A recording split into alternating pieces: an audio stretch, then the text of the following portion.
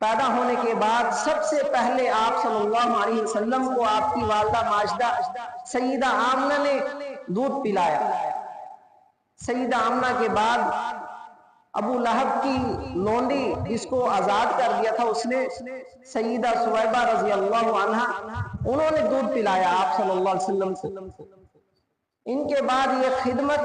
سیدہ حلیمہ سعدیہ رضی اللہ عنہ کے سپرد ہوئی۔ سیدہ حلیمہ سعدیہ رضی اللہ عنہ اپنا واقعہ خود بیان کرتی ہیں،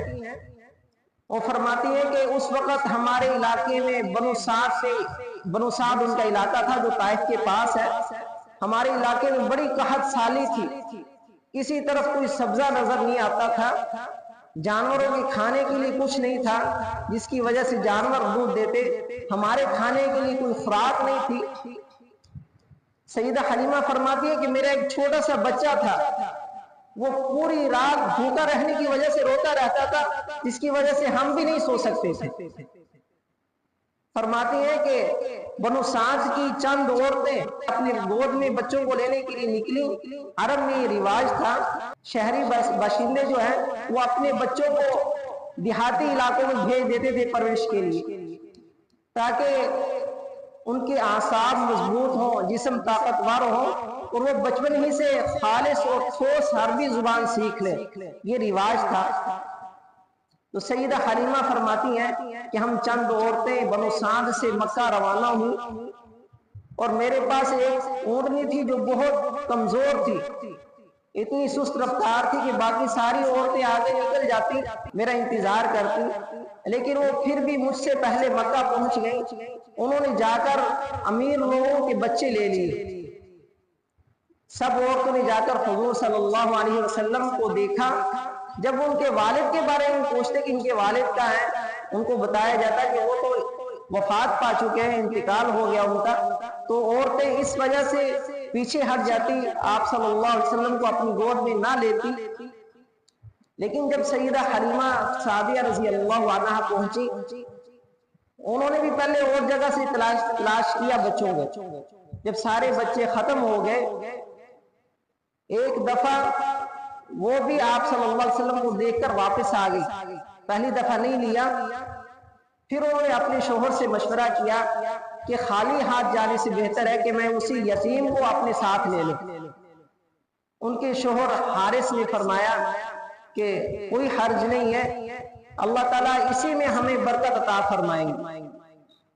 تو سیدہ حلیمہ سعدیہ رضی اللہ عنہا نے مجبوری کی حالت میں آپ صلی اللہ علیہ وسلم کو اپنی گود میں لیا، لیکن یہ اللہ کا انتخاب تھا۔ حلیمہ سعدیہ نے تو مجبوری میں لیا، لیکن اللہ کا انتخاب تھا کہ اللہ نے حلیمہ سعدیہ کو منتخب کر لیا تھا اپنے محبوب کو دودھ پلانے کے لیے، کیونکہ حلیمہ سعدیہ ایک بردبار خاتون تھی، جلدی غصے میں نہیں آتی تھی، اس لیے اللہ تعالیٰ نے سیدہ حلیمہ سعدیہ رضی اللہ عنہا کا انتخاب فرمایا۔ حلیمہ سعدیہ رضی اللہ عنہا فرماتی ہیں کہ جیسے ہی میں نے آپ صلی اللہ علیہ وسلم کو اپنی گود میں لیا، آپ صلی اللہ علیہ وسلم کو دودھ پلانا شروع کیا تو اللہ تعالیٰ نے میری چھاتی کو دودھ سے بھر دیا۔ آپ صلی اللہ علیہ وسلم نے بھی سیر ہو کر پیا دودھ، اور میرا جو بچہ ہمیشہ بھوکا رہتا تھا، پوری رات سوتا نہیں تھا، اس نے بھی دودھ سیر ہو کر پیا۔ سیدہ حلیمہ فرماتی ہیں کہ جب میرے شوہر حارث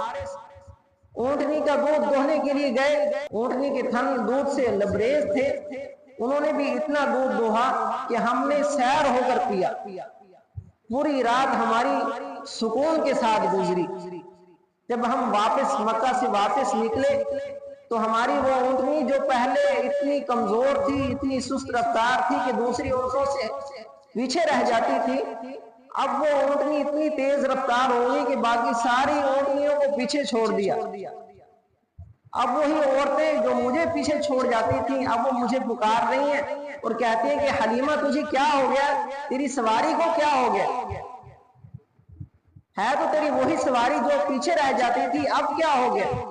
حلیمہ سعدیہ نے فرمایا کہ یہ یقیناً اللہ تعالیٰ کا خاص کرم ہے۔ اب دیکھیں کہ کہ جب حلیمہ سعدیہ رضی اللہ عنہا نے آپ صلی اللہ علیہ وسلم کو اپنے سینے سے لگایا، اللہ تعالیٰ نے ان کو دنیا اور آخرت کی نعمتوں سے مالا مال فرما دی، دنیا کی نعمتیں بھی عطا فرما دی، اور آپ صلی اللہ علیہ وسلم کی برکت سے اسلام بھی عطا فرما دی، آخرت کی نعمت بھی عطا فرما دی۔ اسی طرح جب ہم آپ صلی اللہ علیہ وسلم کی سنتوں کو، آپ صلی اللہ علیہ وسلم کے طریقوں کو اپنے سینے سے لگائیں گے تو اللہ تعالی ہمیں بھی دنیا اور آخرت کی نعمتوں سے مالا مال فرما دیں۔ اگر ہم آپ صلی اللہ علیہ وسلم کی مبارک سنتوں پر عمل کریں گے تو اللہ دنیا میں بھی نعمت عطا فرمائیں گے اور آخرت کی ہمیشہ ہمیشہ کی نعمت عطا فرمائیں گے۔ تو سیدہ حلیمہ فرماتی ہیں کہ جب ہم واپس بنو سعد پہنچ گئے تو اب میری بکریاں چرنے کے لیے جاتی، شام کو جب واپس آتی خوب سیر ہو کر واپس آتی اور ان کے تھن دودھ سے وہ لبریز ہوتے اس کے تھن، لیکن دوسری عورتوں کی بکریاں چرنے کے لیے جاتی وہ بھوکی واپس آتی، تو دوسری عورتیں اپنے چرواہوں سے کہتی کہ یہ بکریاں وہاں چرایا کر جہاں حلیمہ کی بکریاں چرتی ہیں۔ اللہ تعالیٰ نے حضرت حلیمہ سعدیہ رضی اللہ عنہا کو آپ صلی اللہ علیہ وسلم کی برکت سے اتنی برکتیں اور نعمت عطا فرما دی۔